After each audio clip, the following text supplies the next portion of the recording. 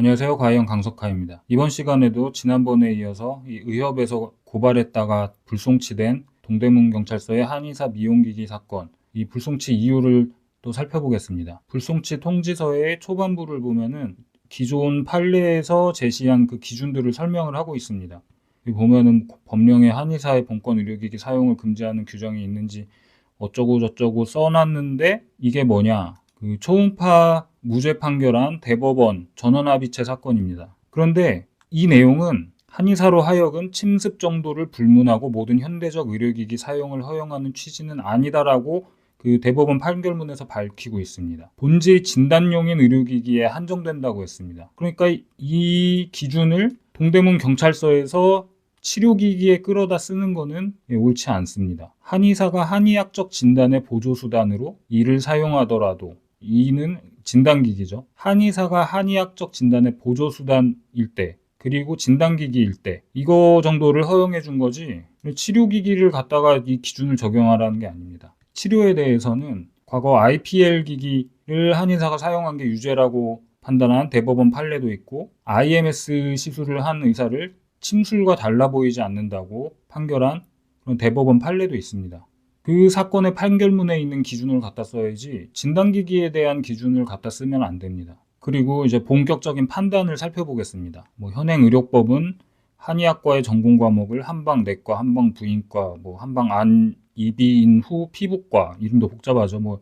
이런 걸로 나누고 있어서 한방 피부과 영역이 독자적으로 인정되고 있고 한방 피부과가 있다는 게 한의사가 피부과 의사 흉내를 내도 된다는 거랑 도대체 무슨 상관인지 모르겠어요. 한방 내과가 있으면은 내과 의사가 사용하는 약을 한의사가 써도 된다는 건 아니잖아요. 그리고 그 다음 부분 의료법상 한의사도 수술, 수혈, 전신마취 등의 침습적 치료를 시행할 수 있는 것을 전제로 하고 있어 라고 하는데 이건 무슨 소리냐? 이건 또 말도 안 되는 소리인데 의료법 24조에 의해서 의료행위에 대한 설명 의사, 치과의사 또는 한의사는 사람의 생명 또는 신체에 중대한 위해를 발생하게 할 우려가 있는 수술, 수혈, 전신마취를 하는 경우 동의서를 받아야 한다는 의무에 대한 조항이지 권리에 대한 조항이 아닙니다. 사실 수술, 수혈, 전신마취 얘기를 하는데 한의사가 왜 들어가는지 좀 이상하기도 한데 50여 년 전에는 한의사가 침술 마취를 하고 의사가 수술을 하는 그런 신묘한 기법이 있었다고 합니다. 그런데 이 경희대 교수들이 이 신묘한 비법을 전수를 해주지 않았는지 지금 한의사들은 마취제 쓰려고 하다가 벌금 받고 그러죠. 그리고 해당 조항이 전신 마취를 한의사가 해도 된다는 의미였다면 이 리도카인 사용 한의사 대법원 상고 돌연 취하 이거 오래 있었던 일인데 이 한의사 리도카인 주사했다가 벌금 800만 원 그냥 냈습니다. 자기들도 가능성이 없다는 걸 알고서 대법원에 상고를 했었다가 도로 취하했습니다. 그러면 리도카인 유죄 판결한 판사들이 맞을지 아니면 이런 말을 적어놓고서 해도 된다고 하는 동대문 경찰서 서모 경사가 맞을지 너무나도 뻔한 얘기죠. 누가 맞을지는. 그리고 더 보겠습니다. 동대문구청에서는 보건복지부의 유권 해석에 따라 이거는 제가 지난 시간에 설명을 해드렸는데 제출된 자료에서 보건복지부가 한의사가 해도 된다고 적혀 있으면 이 경찰 입장에서는 이게 너무 어렵고 복잡하고 할 일도 많은데 보건복지부 뜻이 맞겠지라고 생각할 겁니다.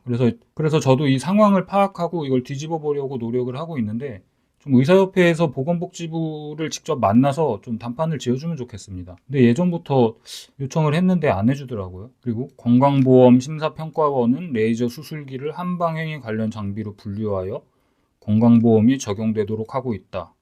건강보험이 적용된다는 말은 이거는 레이저 침이라는 건데 레이저 침은 건강보험 급여입니다. 근데 그건 레이저 수술기가 아니죠. 레이저 침하는 그 한방 의료기기입니다. 지금 이 경찰은 레이저 침이라는 게 존재하는지도 아마 모를 것 같습니다. 그리고 다음으로는 또 오퍼스 듀얼이라는 기기에 대해서 다루고 있는데 초음파와 고주파의 원리로 구성된 의료기기로 초음파 치료는 인체의 피하 조직과 근육층에 열 자극을 전달하는 것을 목적으로 하고 고주파 치료는 고주파 에너지를 인체에 가하여 경혈을 자극하는 것을 목적으로 하며 갑자기 이상한 말이 나오네요.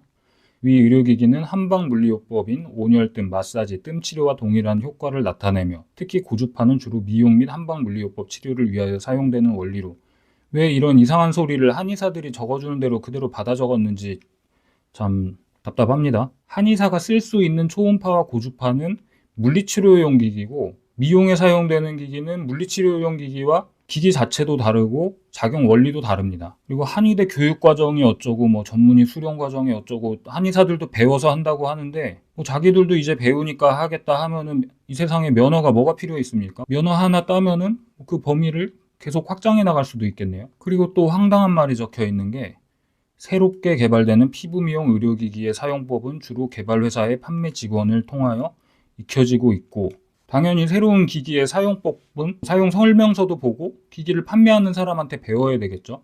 그런데 그거를 가지고 치료를 하는 그 기본적인 원리 같은 건 의사가 전문가지 이 의료기기 회사 직원이 전문가가 아니죠. 이 논리라면 판매 직원 출신이면 미용기기로 미용시술을 해도 된다고 해야 되겠네요. 그 기기를 가장 잘 아니까. 말도 안 되죠. 심각한 부작용이 발생하게 되면 그 부작용을 대처할 수 있는 전문 병원으로 전환 조치가 이루어져야 한다는 것은 한의학, 서양의학 모두 상호 공통되며 심각한 부작용이 발생하면은 의사는 대학병원으로 보내겠죠. 한의사는 한방병원에서 다 배웠고 뭐 전문과도 있고라고 하지만 한방병원으로 안 보낼 겁니다. 대학병원으로 보내겠죠.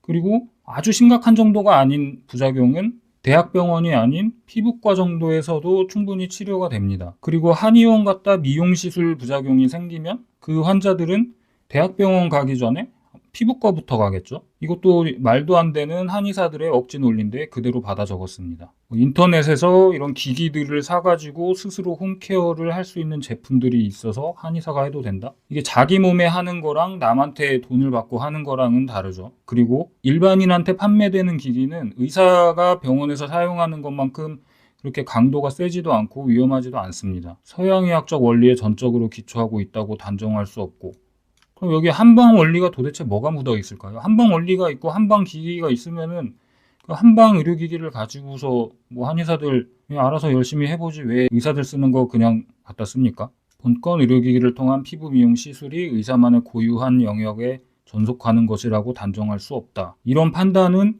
대법원에서 기존의 치료 영역에 대한 판례 변경한다고 심각하게 고민해서 대법관들이 바꿀 수 있는 일이지 뭐 동대문 경찰서 경사가 바꿀 수 있는 일이 아닙니다. 처음 고발할 때는 이렇게 불송치 결정이 내려지기 전까지 한의사들이 뭐를 제출하고 뭐라고 주장하는지 알 수가 없었는데 이제 불송치 통지서를 통해서 문제가 얼마나 많은지 파악이 끝났기 때문에 이런 점들 분명하게 설명하고 반박해서 제가 새로 고발해서 한의원들을 처벌받게 하겠습니다. 시청해주셔서 감사드리고 또 많은 그 격려와 후원 감사드립니다.